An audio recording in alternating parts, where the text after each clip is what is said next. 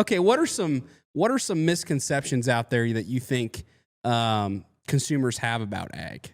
In your world, you get so many damn comments. You've had so many people watch your videos. You've had so many people react to what you're doing. What do you think are the main misconceptions out there that just people get wrong? I think the number one thing that I wish consumers would realize is that we're consumers too.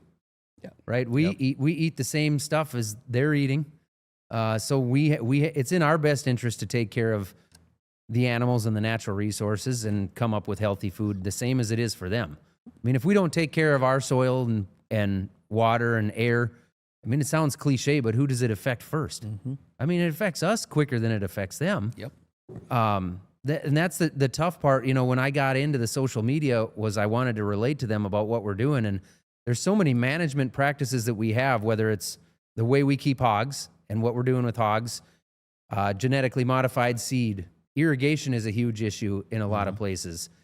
Tillage, things as simple as that. Mm-hmm. There's a lot of stuff out there where we have these practices that we use, they're management tools, practices that we use for a reason. I have a reason for using genetically modified seed. If I thought it was killing everybody, my idea of all that would change. But I can see the benefits of it, and that's why I do it. Same as you guys with the hogs, right? Mm-hmm. You can see the benefits of raising the hogs the way that you do. Yep. Mm-hmm. So that's what I wish they would understand the most is hey, we're out here actually doing this stuff, and we're consumers too.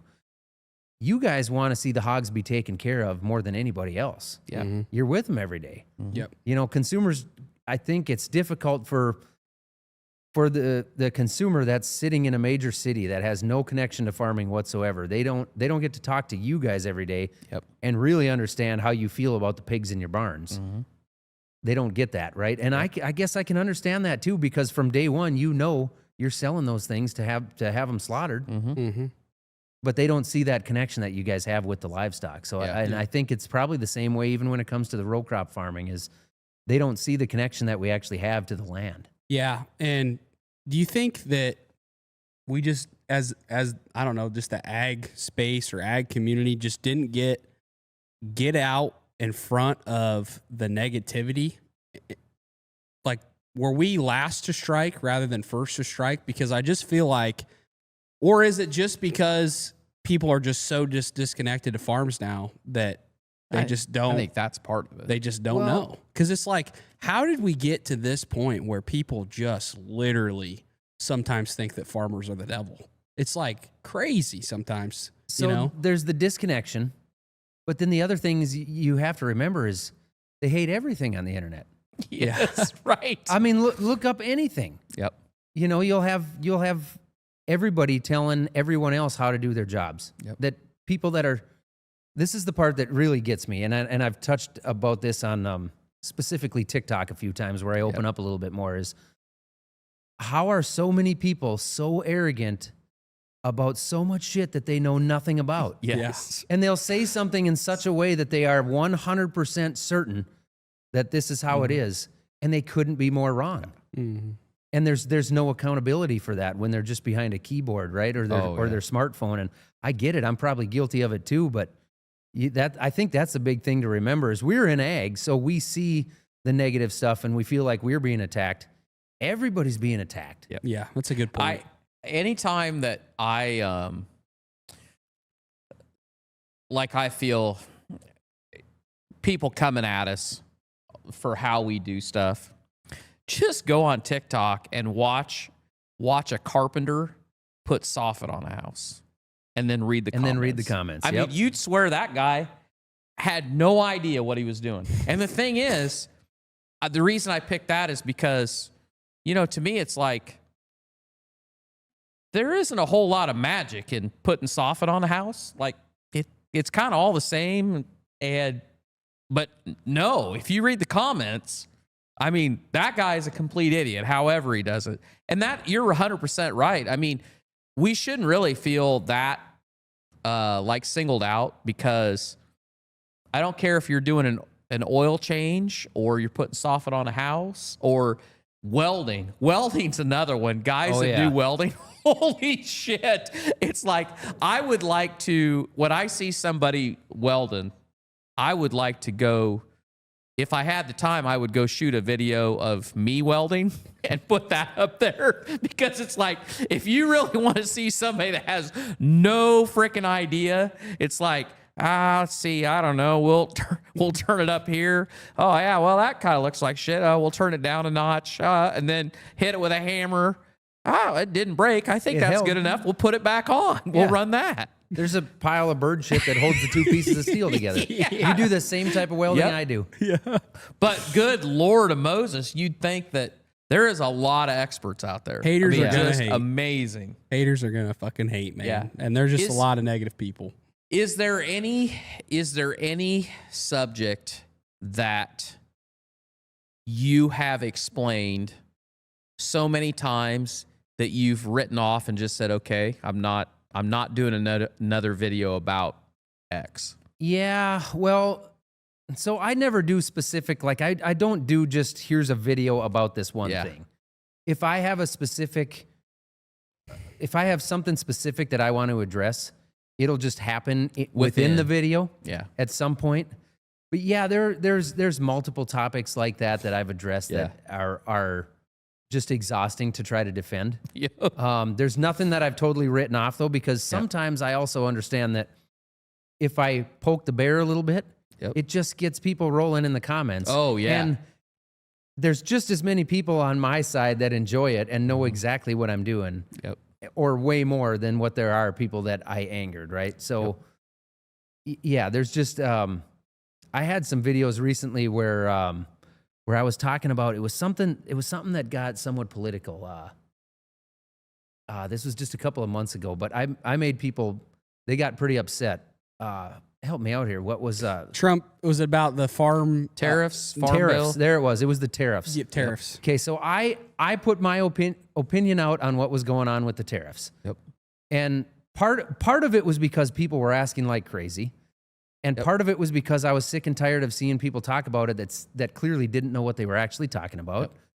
And part of it was I just wanted people to hear from the farmer about what I think, not every farmer, but what I thought about the situation. And as non-political as I could possibly be, that's how I did that. Yep.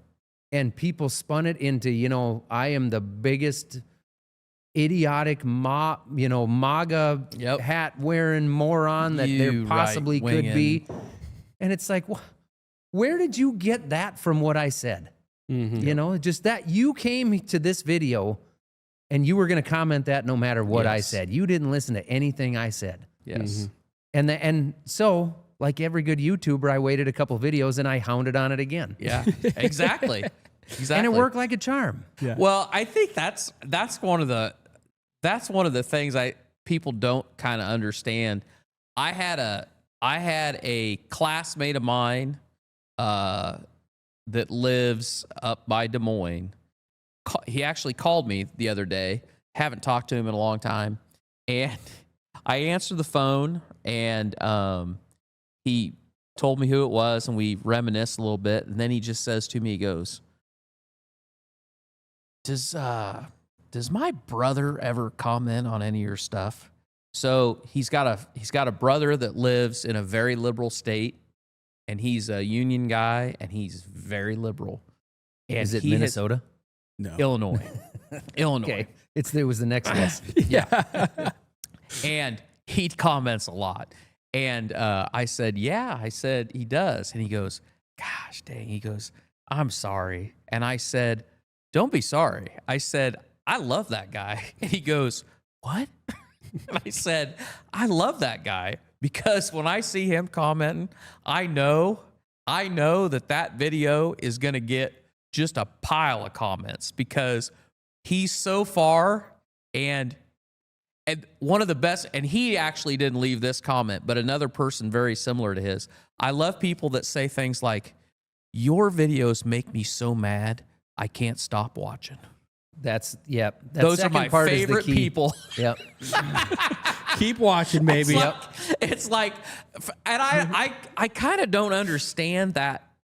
Like, I can't put that because for me, if I'm fine if you have your opinion about whatever, but if I see it and I don't like it, I'm like, all right, nope, I'm good, and I'm done. I You move can go on. watch other stuff. But for some people, they are just drawn to it, and I don't know whether it's like they have an innate desire that somewhere they think they're going to change somebody's mind or influence somebody, but they usually don't. But No. they keep trying. They satisfy themselves in the moment. Yeah. It's to make themselves feel better or Yeah. smarter. But My favorite ones are the guys that say they've watched for a long time and they're never coming back again because something about this video made them upset. Yep. Yeah. That was a deal breaker. Yeah, and I don't think those guys know that you can click on their name and see that says same comment on like the 11 last comments. 20 videos. Yep. Yeah. Yep. Sure, buddy. This Yeah, will be your well, last one. I yeah. bet. Thank you. Thanks. Thank you. I Thanks for the appreciate that. engagement. Yeah. Yeah. I will say some of your best, like your long form is amazing, but man, your TikToks, your sarcasm is some of the best It's out good. there. And like, it is so good. you have good sarcasm too. And like in today's world, man, some people literally, it just flies right over their Yeah, head. They literally don't know sarcasm. And man, I just got to give you credit on it because yeah. it's so one funny. One of my favorite lines that you used was you were mowing road ditches. You're mowing road ditches and you get, you pull up and you go, he's like, yeah, did you see how that made the road look bigger? I was like, oh man, that is so good. Yeah. That is so good. Like, damn it, I wish I would have thought of that. You had a video where we were switching the oil on. Yeah. We were switching the oil on the 4066 on the little R. utility tractor. Yeah. And Dad changed the filter and he had all this oil in a bucket. And It was at the end of the video. yeah, end We of the were video. done. We were done with it. And he goes to the camera and the GoPro's just set up or whatever. And he goes, all right, well, I guess there's nothing left to do but just go down to the river and pour this in there. Dump in the creek. Dump it in the creek. Perfect. And there were some people who are like, oh my God, that's torque, laughing their ass off. And there's some people like, do you really You're do terrible. that? You're Yeah, terrible. You're terrible. You're a horrible Awful individual. person. Yeah. Yep. Awful. We need more sarcasm in today's world. We do. People need to For sure. lighten I'm up a little not bit. that bad of a guy. All my friends live upstream. Exactly right. That's right. All them townies, they get what they deserve. So, how is farming, you feel like, shaped your worldview? What are some life lessons that you've gotten from farming that, like, you just, I don't know, that you learned that you think everyone that's not an ag or just everybody should know that you've gotten from the farm? I know that's a deep life lessons from the farm. That is life a lessons deep from one. the farm. That's a deep one. Jeez. If you need to take a sip of the latte, you can. Yeah, I better go with the latte because the whiskey. Every time I take a little bit of that whiskey, I can see why you quit. Yeah. You just think about it. Well, at the risk of sounding cliche, the farm really does teach you a lot about life and a lot about life and death and the cycle of life and the pride that comes with, raising a crop or raising the livestock and putting in the hard work and actually seeing it come to fruition, right? You buy the raw inputs, you put in the work, and you get to sell whatever it is at the end, the hogs, Yeah. the grain, whatever. I mean, that's something you can take pride in. You actually get to work every day for something that you can control to a point, obviously, and run your own business and raise your kids that way and teach them about the cycle of life and hard work and success and happiness is not measured with, your bank account or your acreage or the amount of, the head of cattle that you have. I mean, it's whatever it is to you. So at Yeah. the risk of sounding cliche, I guess that would be my biggest takeaway. And I honestly feel bad for people that don't get to experience that because most people don't. Yeah. Yeah. So is that what success is to you? Just seeing that, just what does success look like to you? What is, if it's not building or growing or, expanding, what does it look like to you?